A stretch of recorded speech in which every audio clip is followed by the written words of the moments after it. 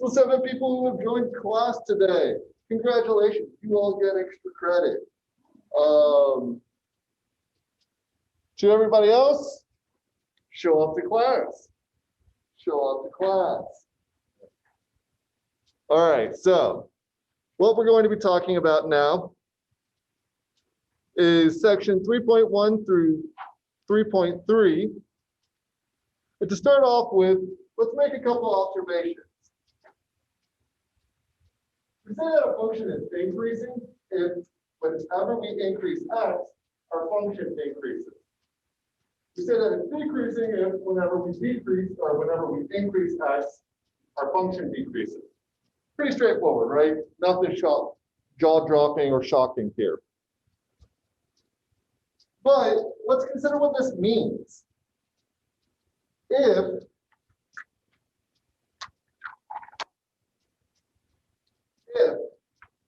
f of x at 1 is less than f of x at 2,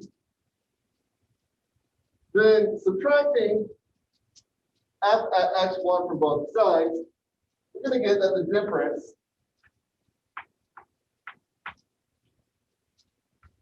is greater than 0. And we said, to start off with, that we want x to be increasing, right? So the same thing's going to hold for x.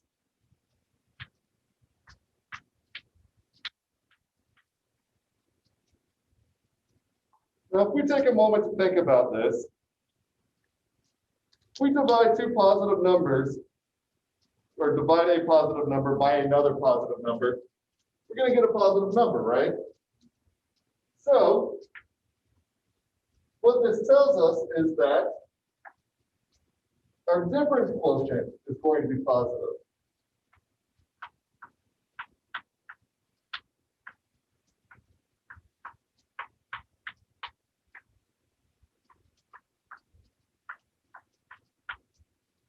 Whenever our function is increasing. Okay. So, using this sort of a logic, singularly, we're going to see that if our function is decreasing, our difference quotient is decreasing.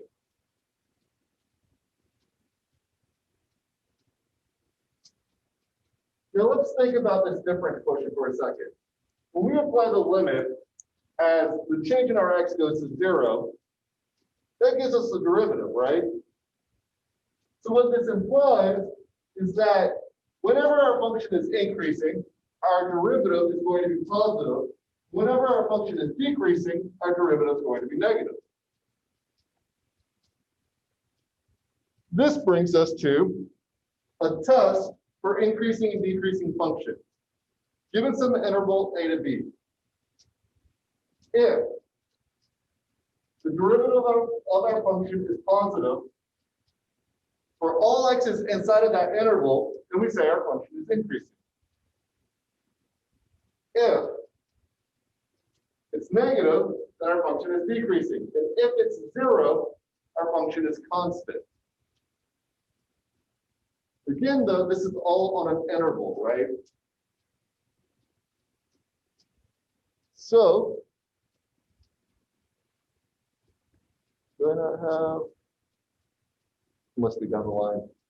So, having said that, we want to show that our function is decreasing between negative infinity and 0, and increasing between 0 and infinity. What we're going to do, we're going to take the derivative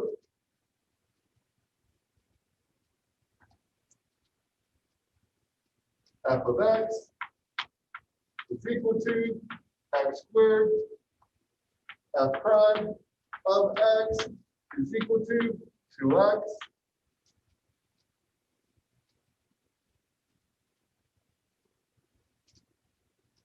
so in the interval from negative infinity to 0,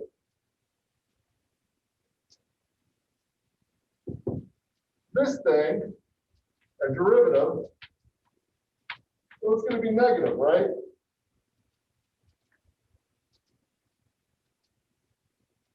right? Because all of our x values coming from here are going to be negative. And 2 times the negative value is going to be negative, so it's going to come out to be less than 0.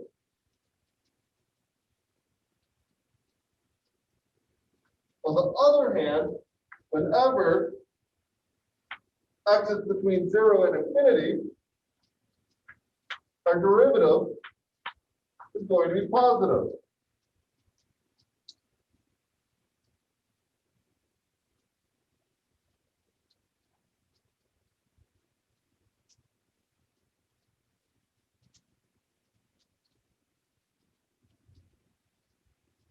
So graphically, what we can interpret this as is on the left side, we're going to have a negative sloping graph, right? On the right side, we're going to have an increasing, a positive sloping graph, right?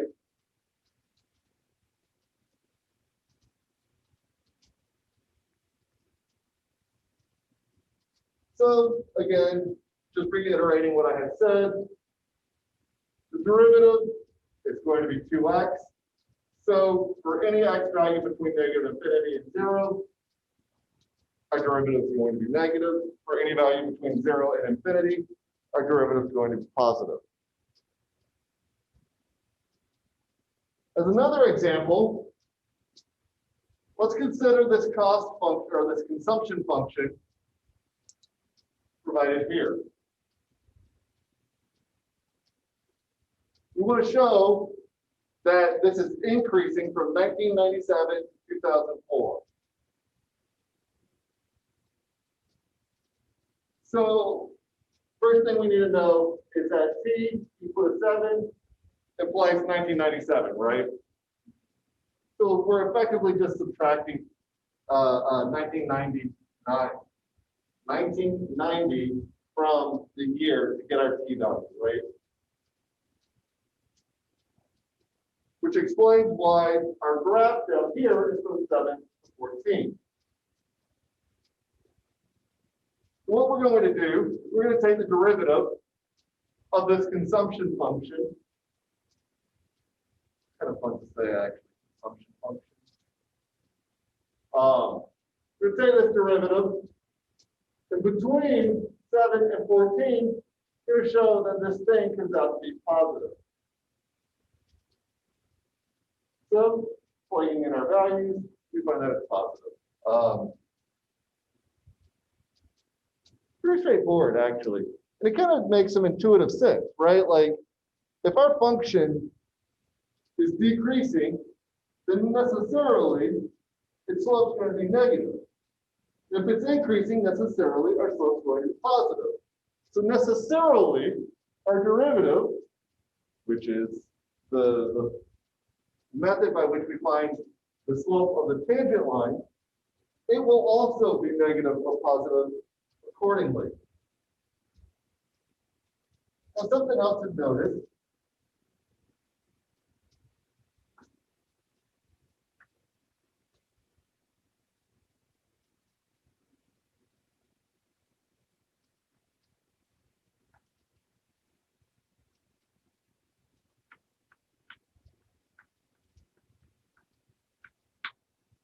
The graph of our derivative looks something like this, right? Working backwards, you can say, all right, everything here is going to be decreasing. So the function is going to move like this. Everything here is increasing, so the function is going to move like that. Right? So putting it all together, we can guess that our function might look something like this, just by looking at the graph of our derivative. Now I'm doing a lot of hand waving here because we're going to get to this idea later. But in the meantime, some other points we need to know. Critical numbers. Critical numbers tell us when our function is flat, when it all of a sudden kind of just reaches a peak of some sort.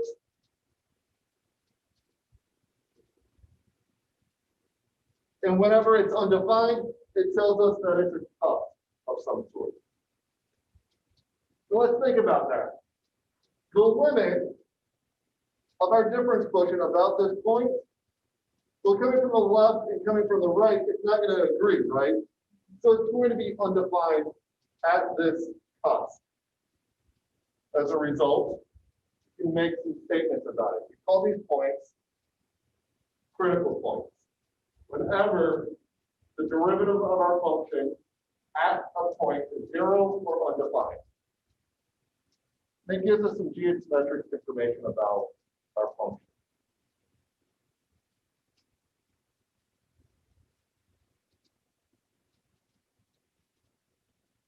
So again, just the definition of a critical point. Critical point is any point such that the derivative of your function at that point is either 0 or does not or is not defined. All right. Having said that, if our function is going to be increasing for part of the time and then decreasing another part of the time and alternating, we're going to have critical points show up throughout this process, right? Another function we might consider is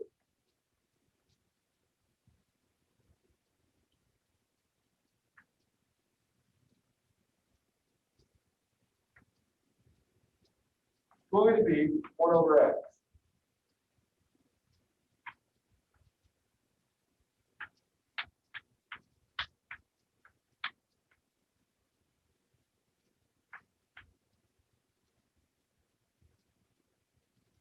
Well, we know that the derivative of this thing is going to be negative 1 over x squared, right? Well, check out what happens whenever we plug in a value from the left side. It's going to be negative, right? Actually, I should have used a different function. I should have started off with, yeah, let me change this really quick. It'll make my explanation more obvious.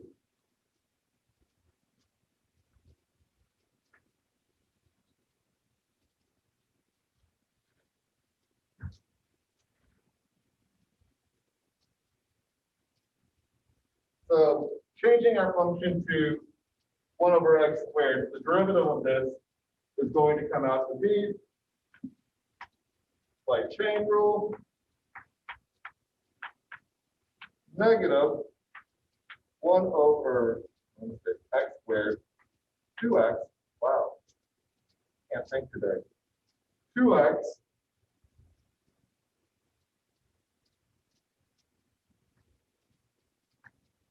x to the 4th for x,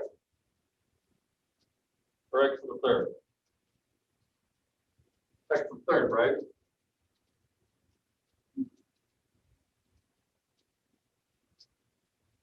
Let's do this the long way. Because I am not with it today, apparently.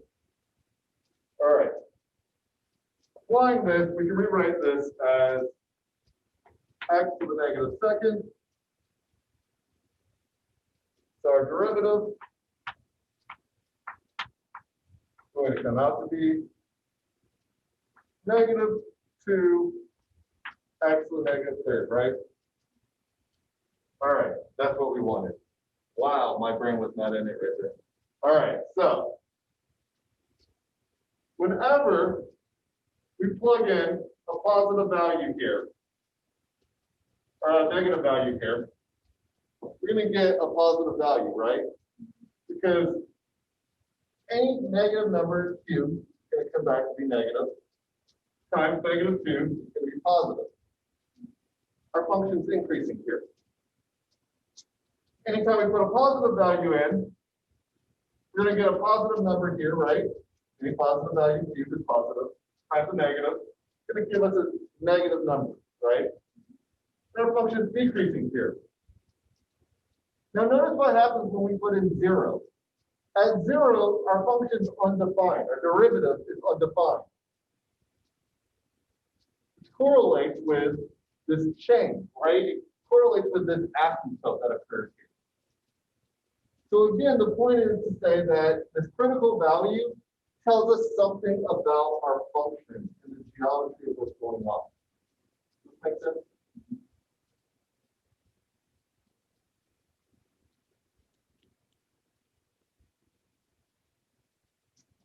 All right, having said that, let's try really quick this example here. We've got a function, f of x is equal to x cubed minus 3 over 2 x squared.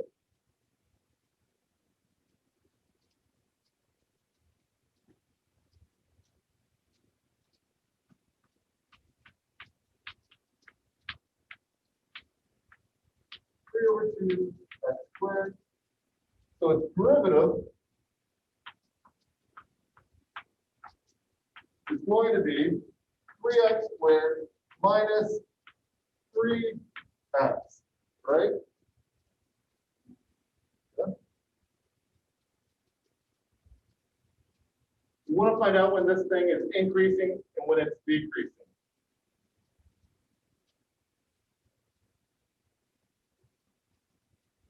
Well, notice we can factor out an x here. A 3x actually. 3x, we get x minus 1, right?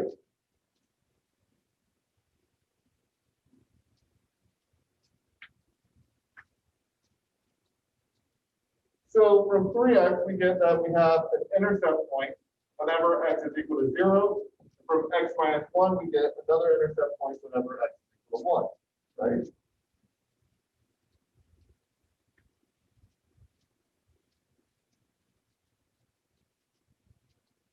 Now, between 0 and 1, this thing's going to come out to be positive, right? But this thing, you're subtracting something, or you're subtracting 1 from something less than 1. This thing's going to come out to be negative, right? So this is going to tell us that from 0 to 1, our function is going to be decreasing somehow.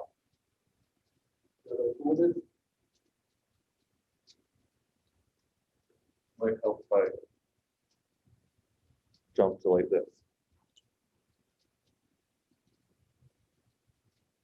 So, like I just said, this is going to tell us that our derivative is negative through here, right? So this tells us that our function is decreasing from 0 to 1. From 0 to 1, we are in fact decreasing. Now check it out. Anything less than 0, and our derivative is going to be positive. Anything greater than 1, our derivative is going to be positive. Our function is increasing for every value less than 0, and increasing for every value greater than 1. So it's important to note that this graph, poorly drawn as it is the graph of our derivative, right? And this graph is the graph of our function. Everywhere our derivative was negative, our function is decreasing here. Everywhere where our derivative was positive, our function is increasing.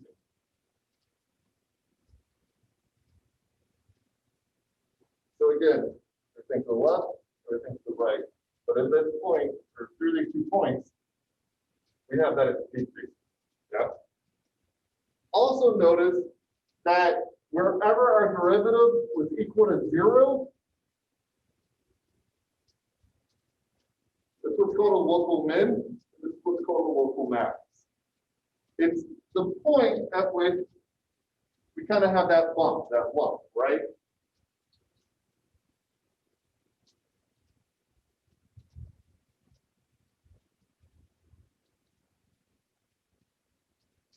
So comparing what we've done to what they're saying. They're pointing out the same thing. Pull out the 3x. Once we factor it out, or once we solve for the derivative, we factor out that 3x, solve it whenever our derivative is equal to 0. We get our critical numbers. These are the numbers where a function is going to change from increasing to decreasing. So at those points, it's got to stay still in some sense of the word.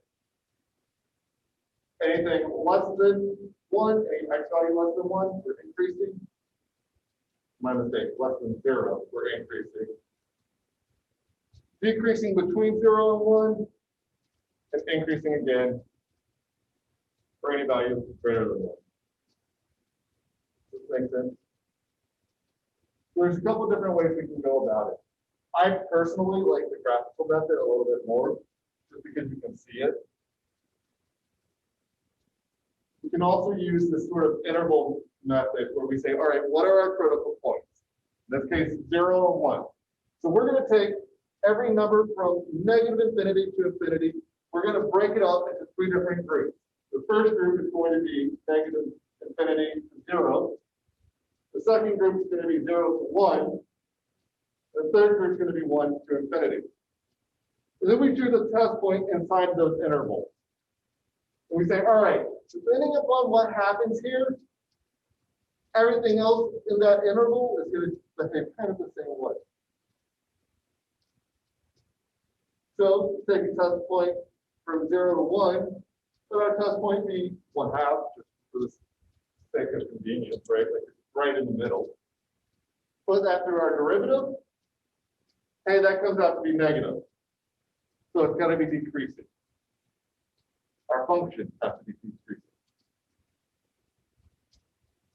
And our last interval from 1 to infinity, let's choose the test point 2. We throw it in. Our derivative evaluates out to be positive, so it's going to be increasing. And then, of course, negative infinity to 0. Notice they didn't use the critical numbers as test points because we already know the critical numbers are going to come out to be 0.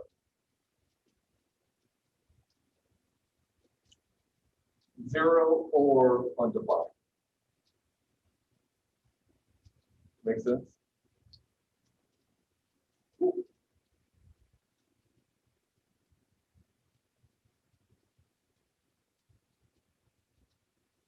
As another example, you've got this insane function here, x squared minus 4, that quantity raised to the 2 over 3. When we apply the derivative, we get that the derivative comes out to be 4x over 3 times the quantity x squared minus 4 to the 1/3 power.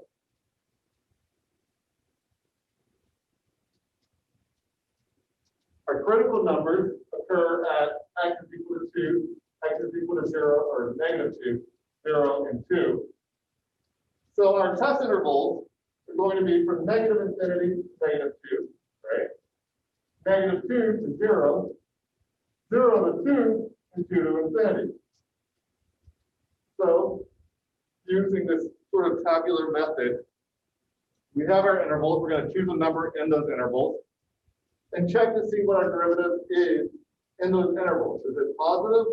Is it negative? If it's negative, our function must be decreasing. If it's positive, our function must be increasing. Now compare that with what we see graphically. Graphically, we have critical number, x equal to negative 2, associated with this cusp. You have the critical number, x is equal to 0, associated with this kind of leveling off of that bump, right? And then 2 is associated with the other cusp. Our function is always decreasing between negative infinity and negative 2. It's always increasing between negative 2 and 0. Decreasing, increasing.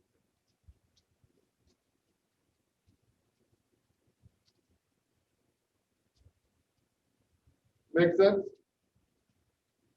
How about y'all at home? What do y'all think? Making sense?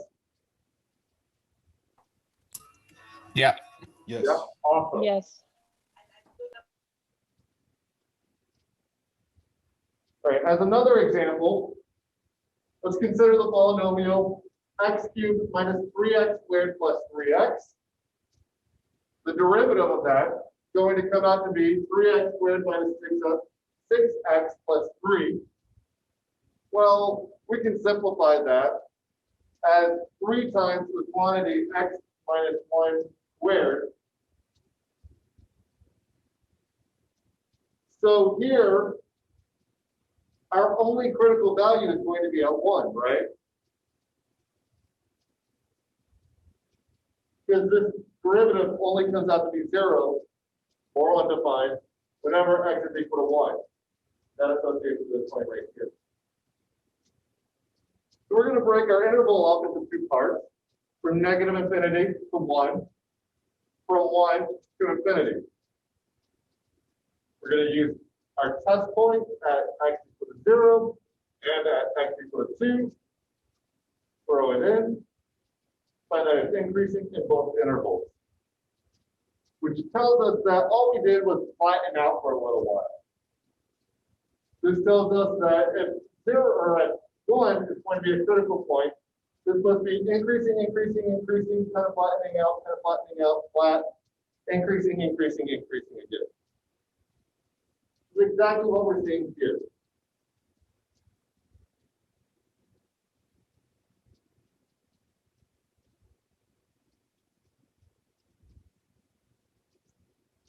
Another way to see this graphically again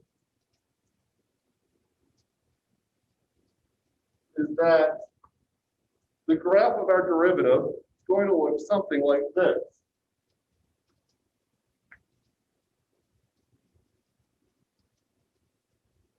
Let me choose different colors.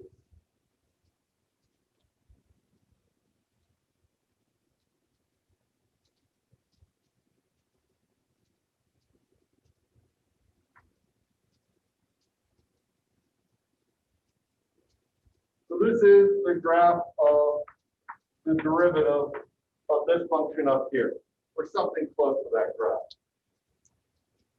Again, notice that what we have is that this graph shows us that it's positive everywhere, right? And this is one of the reasons why I personally like using the graphical method, because you can actually see what's happening, right? Instead of having to use a test point, you can be like, all right, I'm going to throw this through a graph really quick and visually check it. This also lets you say, well,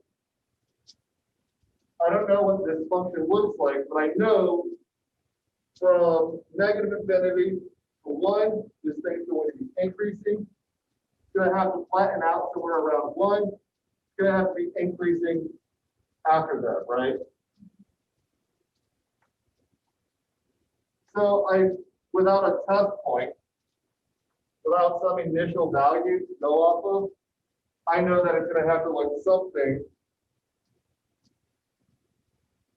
like that, right? But I don't know all the details because I don't necessarily know where these points are. Okay? Does that make sense what I mean? So it tells us something, both geometrically and analytically, about the behavior of our function.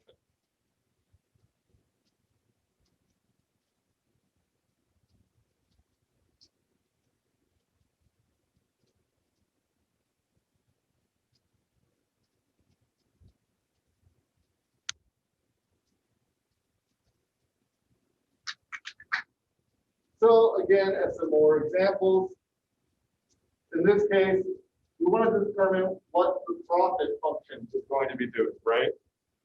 We're given the cost and the revenue function, but we know profit is equal to revenue minus cost. That's that first step here. So now we're going to have to evaluate the derivative on this thing. When we do, we get this. We're going to set it equal to 0 to find those critical points, right?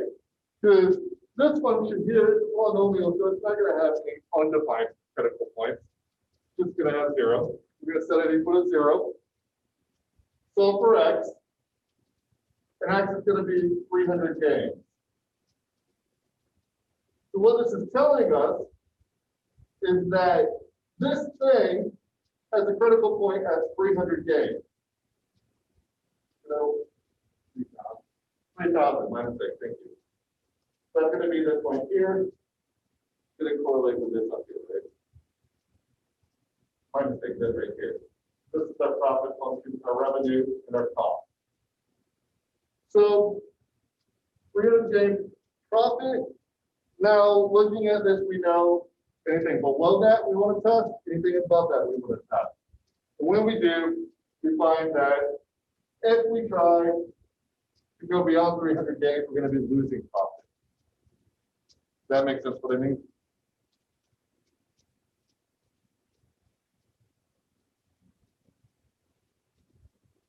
So for my Star Trek fans, think of being a Ferengi, you only care about profit. And this is that point in which profit starts carrying off. Yep. Was that too nerdy? Do I not need to make Star Trek references? All right, so again, concept check at the end of the section. Next up is extremas.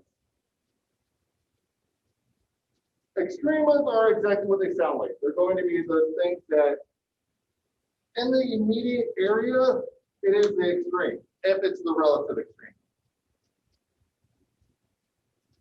So next example of relative extrema.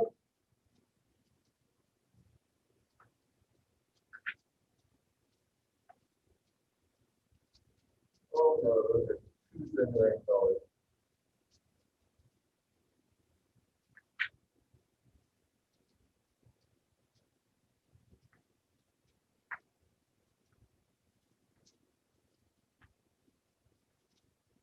As examples of relative extremas, we have a relative max here, a relative min here. It's relative because we don't know what it's like everywhere else, right? If we wanted to just look right here, we know there's a max here and a min here. But we don't know about the rest of our function. For that reason, we call it a relative extrema, or call them relative extrema.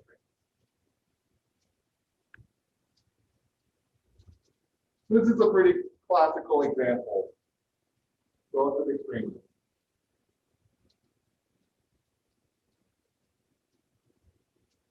Now notice, looking at this, what's happening. They occur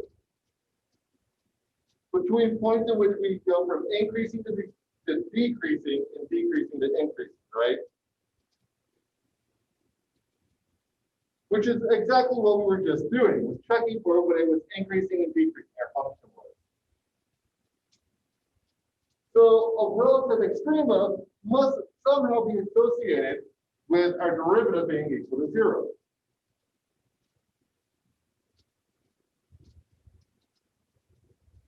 In fact, that's exactly what's happening here. Our derivative is equal to 0 whenever we have a relative extrema.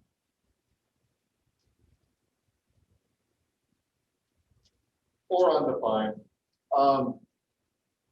The undefined cases, you're going to have to check because you're going to have two possibilities.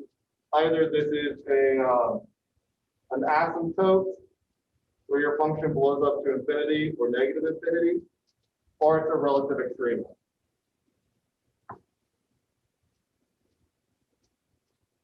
So an example of what I'm talking about.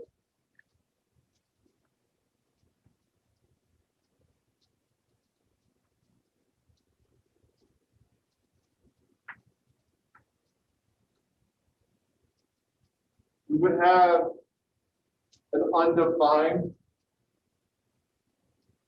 critical value at 0, right? If this is the function f of x is equal to 1 over x. then our derivative here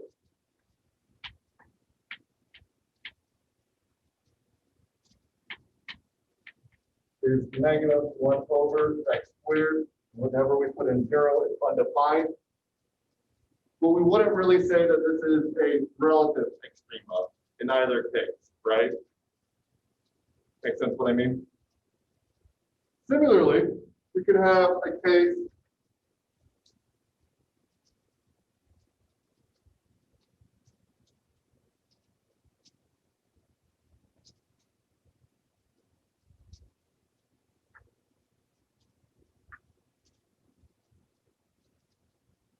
like this.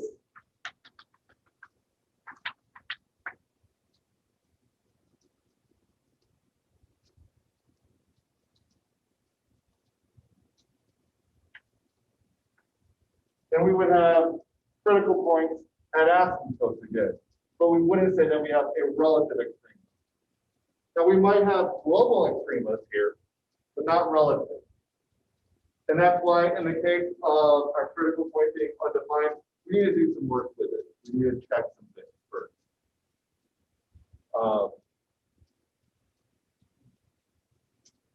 Another example might be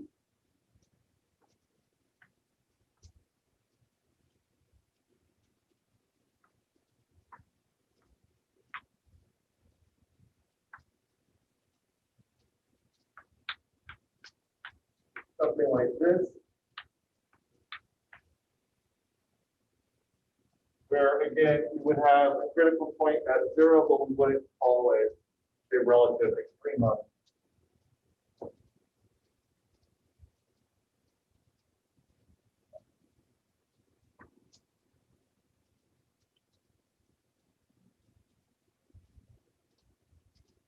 So your test generally is going to be the same idea, right?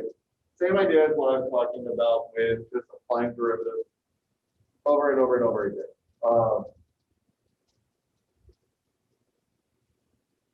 If our function, our derivative is negative to the left of c and positive to the right, we're going to have a relative min. This makes sense, right? Because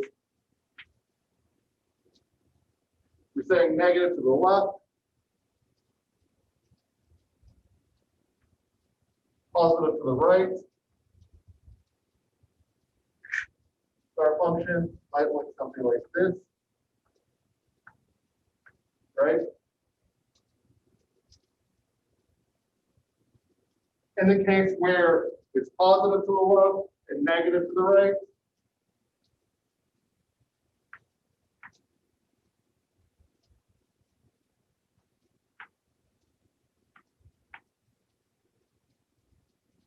it's going to be the exact opposite, right?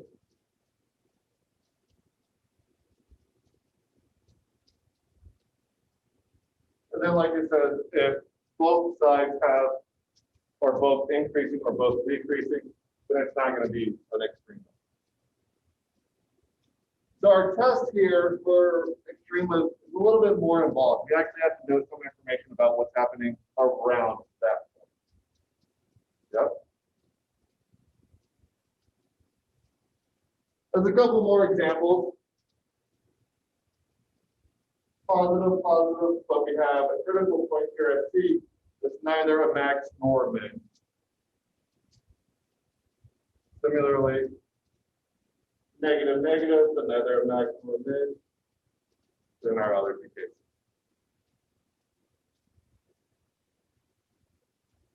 All right, so let's say we're given this function here at the top, 2x cubed minus 3x squared minus 36x plus 14. We're asked to find the relative min to maxes. Just know the general behavior of this function as well. So we take the derivative, factor out the derivative. We find that we have critical numbers at x is equal to -2 and x is equal to 3. We use that to break up our number line.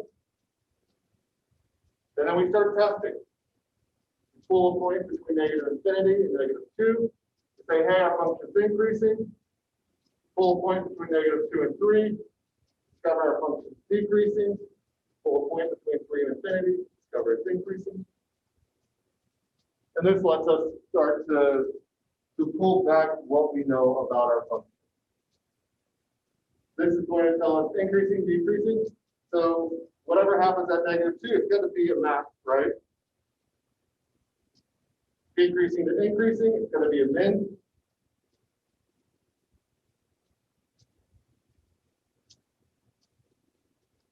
That's what we find when we actually graph our original function. Is this making sense?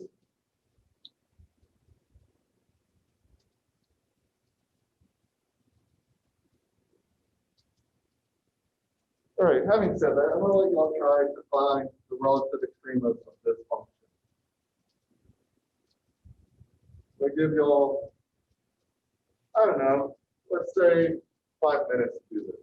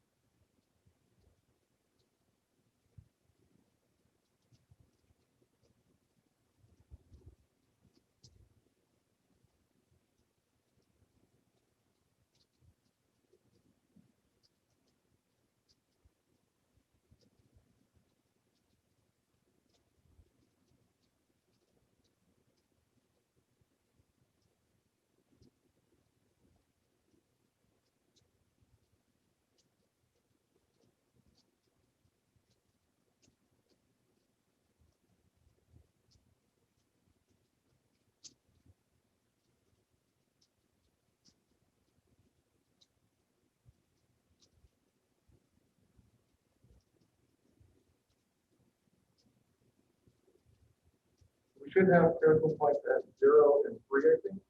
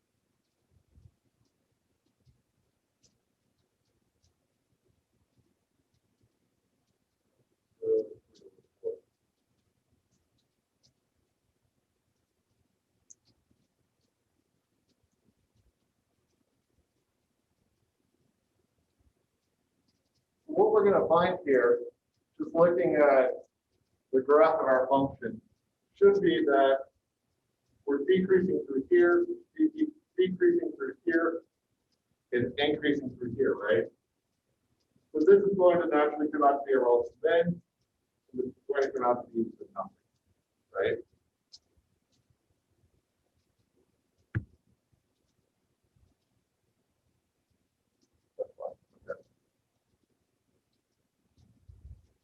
So what we're going to end up with, once we take the derivative, is going to be 4x cubed minus 3x squared. Factoring out the x, we're going to get x squared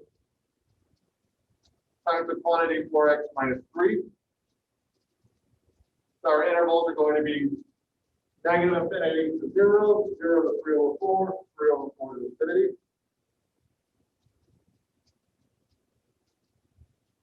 We're going to get in the first two intervals, we're decreasing, and then the second interval, we're increasing.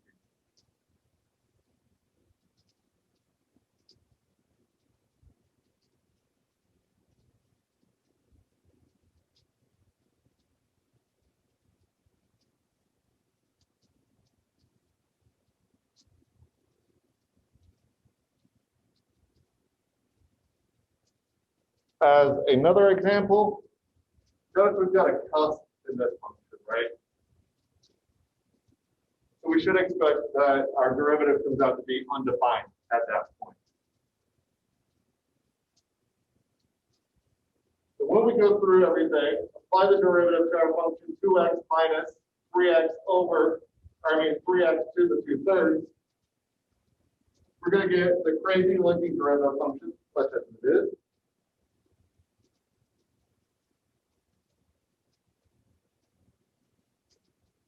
We're going to set this thing equal to 0, and we're going to set it equal to undefined.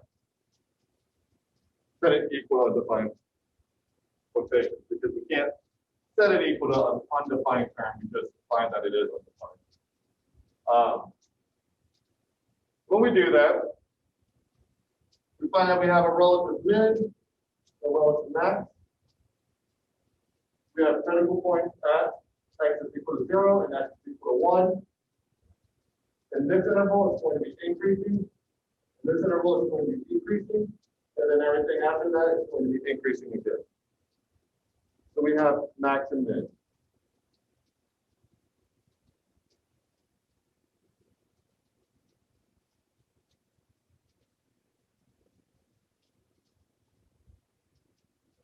So in the case of an absolute min or an absolute max, you've got to be talking about an interval. Given an interval, we say that C is, or C and F of C is the point of an absolute extrema if it's the largest value in that interval or the smallest value in that interval. So one way to think of this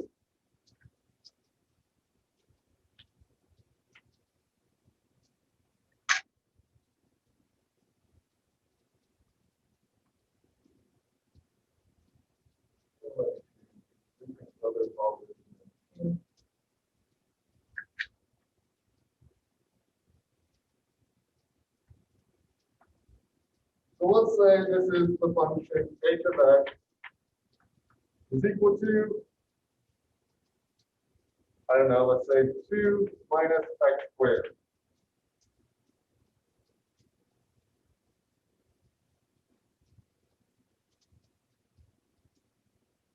Notice we've got an absolute max at our critical point, right? But no absolute min. Now, if, however, we were to say, let's close this off. Let's only consider this chunk of it.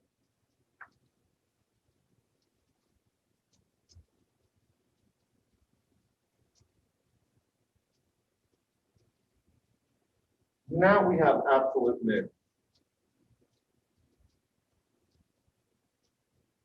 Our absolute mins here would occur here and here, assuming it's parallel. If I change it a little bit to make it more clear,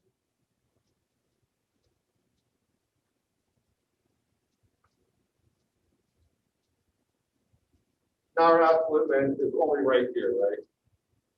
Inside this interval. So our interval of consideration would be whatever this is here. Yeah?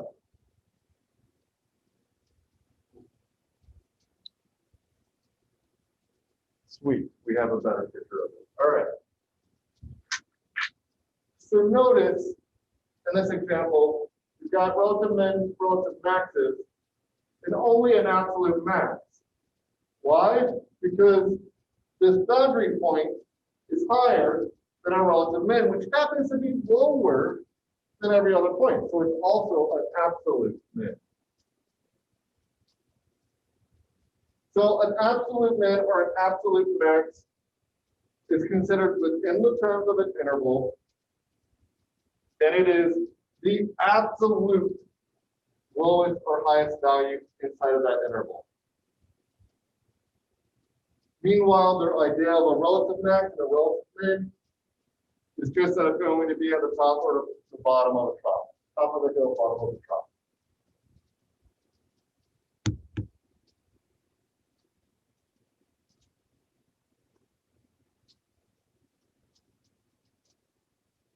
Having said that, we have the extreme value theorem,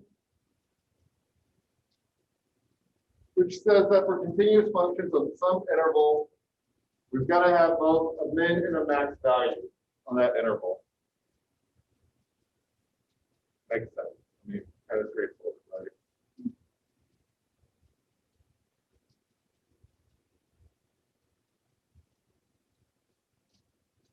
So using their example of 9 minus x squared, we have an absolute max and a relative max. And down here, we're going to have absolute min. We have two of them because they both are the same value. They come in pairs in this case. If we had changed our window, we would only have one or the other possibly. This problem is just a result of the symmetry.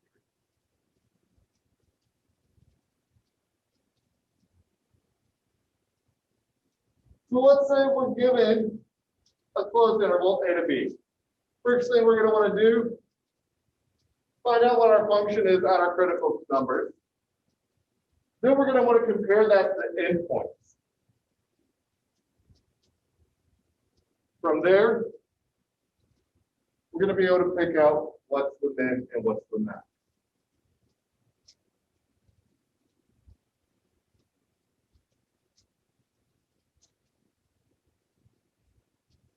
So here, evaluating our critical point, we come out to be 0, right? Just so happens that 9 minus 0 is 9, which is the largest value in that interval.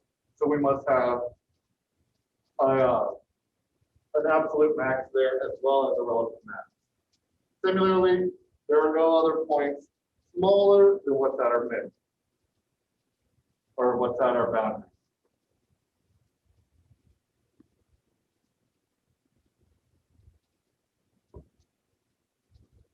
All right, so in this case,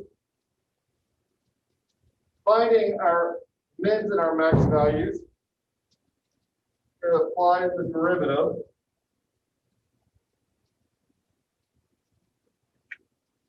to f of x is equal to x squared minus 6x plus 2.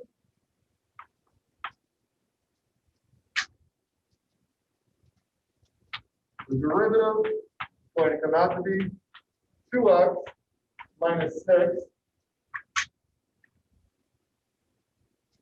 So we're going to have a critical value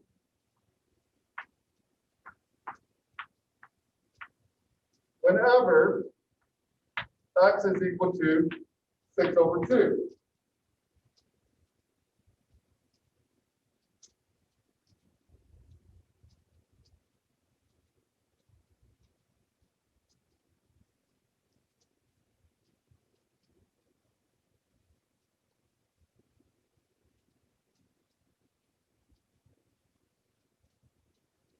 And I did something wrong.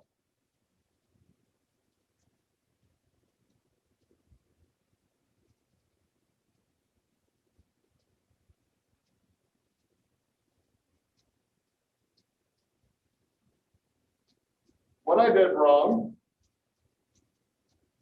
is I forgot to set our derivative equal to 0.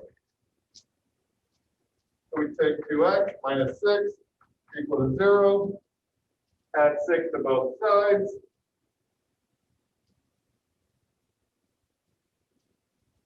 No, I didn't. I just forgot to reduce it. That's all. Add 6 to both sides. We get 2x is equal to 6,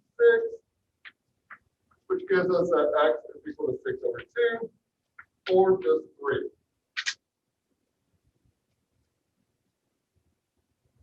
Then we consider our endpoint, our critical point, and our other endpoint. Because we were given an interval 0 to 5, Our first endpoint is going to be 0. Our critical value is 3, and our endpoint, our other endpoint is 5. Evaluating our function at 0 comes out to be 2. Evaluating our function at 3 comes out to be -7. Evaluating our function at at 5 comes out to be -3. 2 is the largest of these three values. -7 is the smallest. So our endpoint must be a max. Our endpoint x equal to 0. And our critical number x equal to 3 must be a minimum, which jives with the graph of our function. Yeah?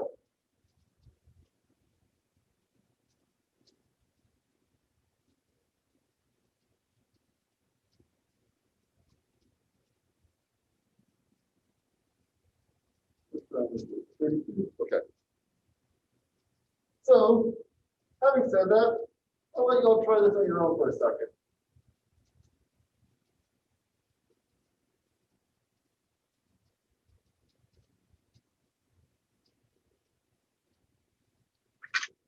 Give you all like 2 minutes to try this.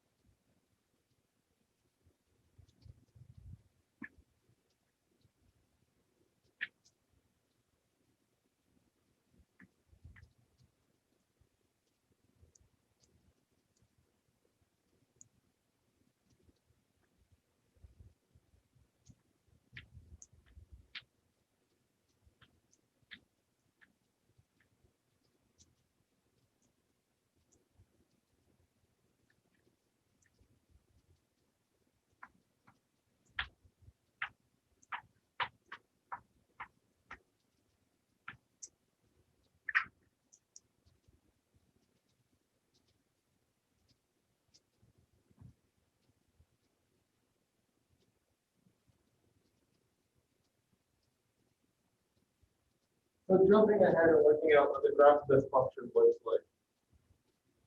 We have this peak. We know it's going to have an absolute max, right? On this interval.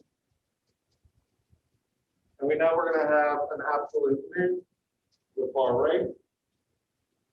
So looking at this, we know 50,000 is going to be an absolute min, right?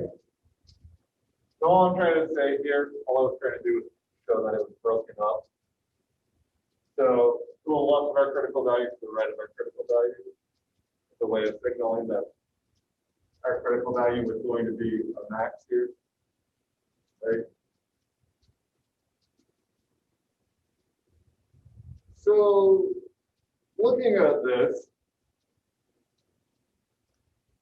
we we know that all we need to do is find the critical value, which I already calculated up here, but going through the actual notation of the word. You'll find the derivative, set it equal to 0, calculate what x has to be, 24,400 hamburgers.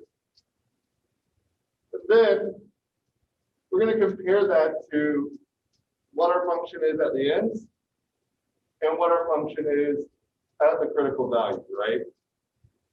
But in this case, because our function is that upside down parabola, right?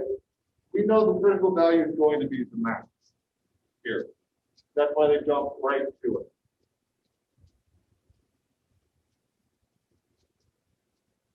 And that's why I was writing it this way, so that we have increasing here, decreasing here. So knowing that, we know that this is going to be an absolute max and a relative max. Is everybody cool with this? Well, I shouldn't say we knew it was going to be an absolute max. It was likely to be an absolute max.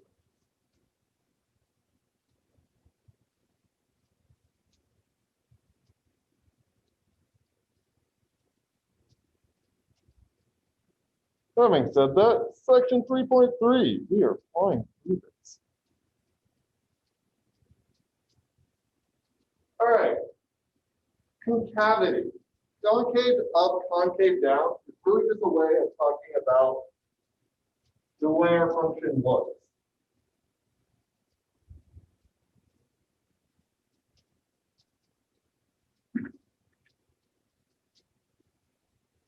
If we are concave up, our derivative is going to be increasing on the interval. If we are concave down, our derivative is going to be decreasing on the interval. Now to show what this looks like, so we start off with a negative derivative here, right? But we are increasing as we move through. Here, notice we are starting with a positive, but we're flattening out and then decreasing, right? So our derivative is going to be decreasing.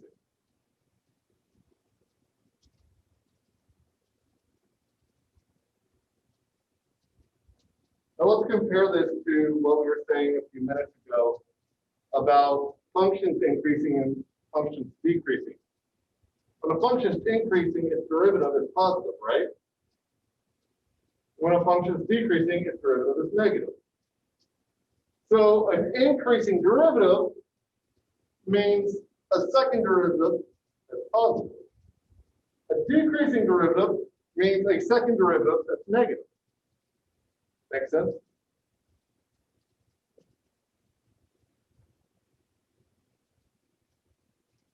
This brings us to the test for concavity.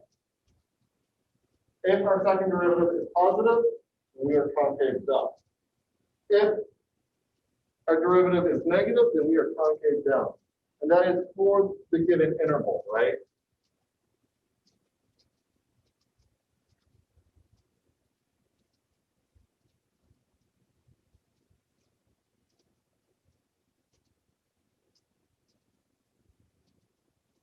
So, testing for concavity, we're going to apply pretty much the same idea as what we were doing with testing for whether or not our function is increasing or decreasing. We're going to say that, hey, we want our second derivative to be 0 or undefined. Then we're going to test on either side of these intervals.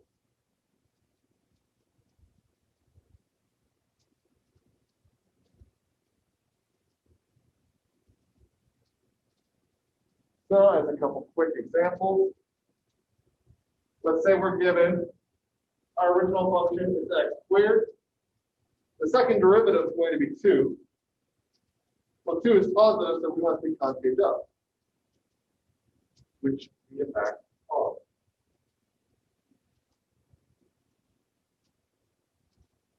In the second example, we're given the square root of x. The second derivative of that is negative 1 over 4 times x to the negative 3 over 2, which is negative for every x value greater than 0. So this thing must be concave down.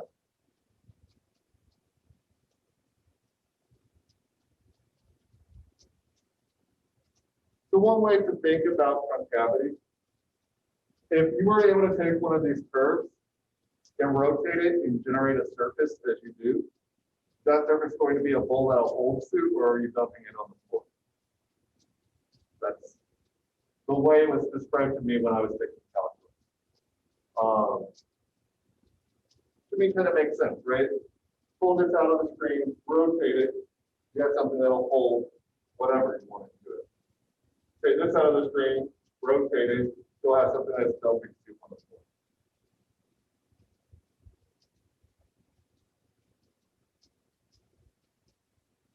All right, so to determine whether or not this is concave up or down, you're going to need to take the second derivative, right?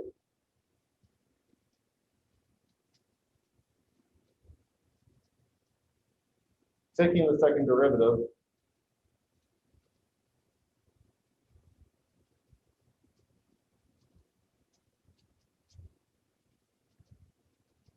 but let's not do that.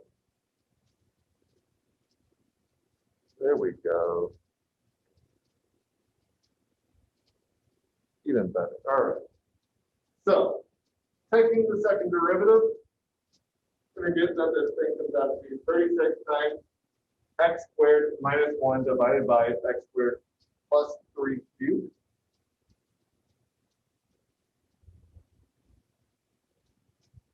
So when is this thing going to be 0? When is this thing going to be undefined? Well, it's going to be 0 whenever our numerator is 0. It's going to be undefined whenever our denominator is 0, right? So x squared plus 1, or minus 1, I mean, is equal to 0 whenever x is equal to plus or minus 1. And x squared minus 3 or plus 3 is equal to 0.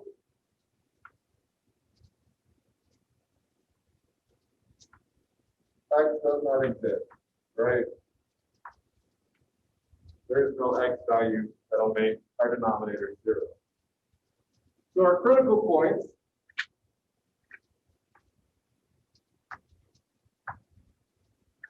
are going to be at -1,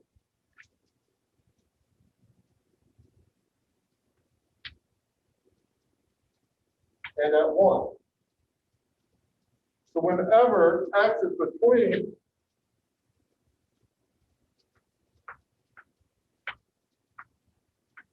-1 and 1, whenever x is less than -1, whenever x is greater than 1,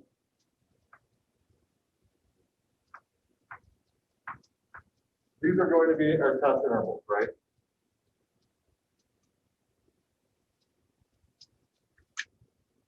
So testing these things,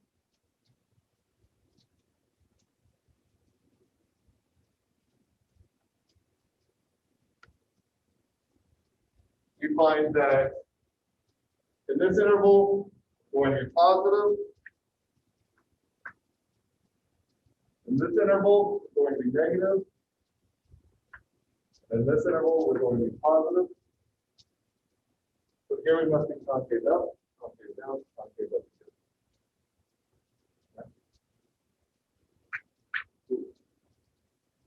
Now comparing this to the actual graph, if we're going to cut our function here, rotate this part and have a bowl, right?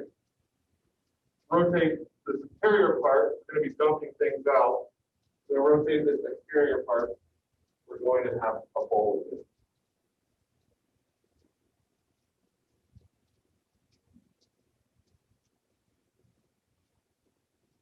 In other words, this derivative thing tells us a lot about the geometry of these functions.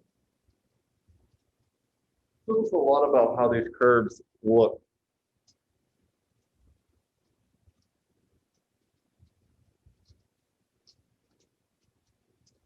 Now, points of inflection, you might have noticed with this, our second derivative was equal to 0 at -1 and at 1. Whenever that occurred, we went from concave down to concave up, to concave up, concave down. When that happens, it's called a point of inflection.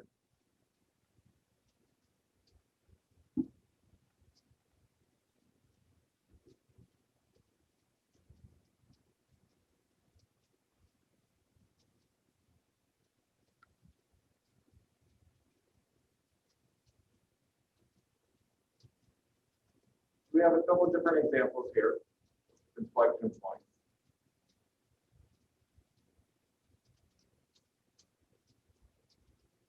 Point of inflection is just when we switch from concave up to concave down for vice versa. That's all.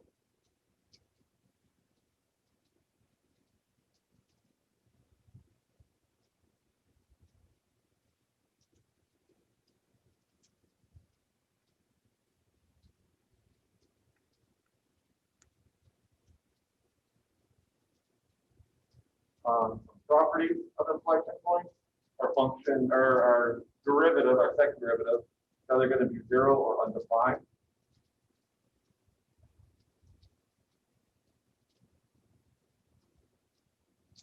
And as a quick example, finding points of inflections, we're going to, in this case, in this particular function, find that we have 2 of them.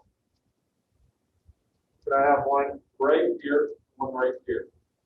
If we look, our function through here is concave down, through here is concave up, through here is concave up.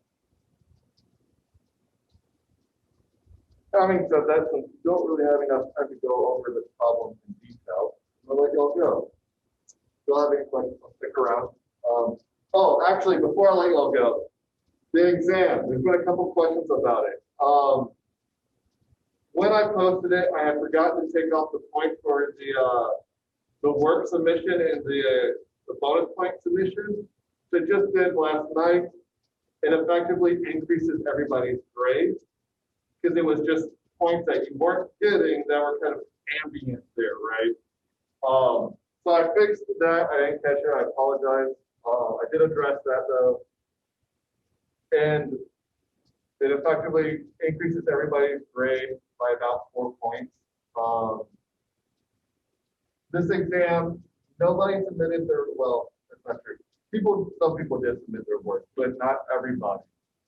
That's on me because when I sent out the instructions for the exam, I didn't explicitly state it.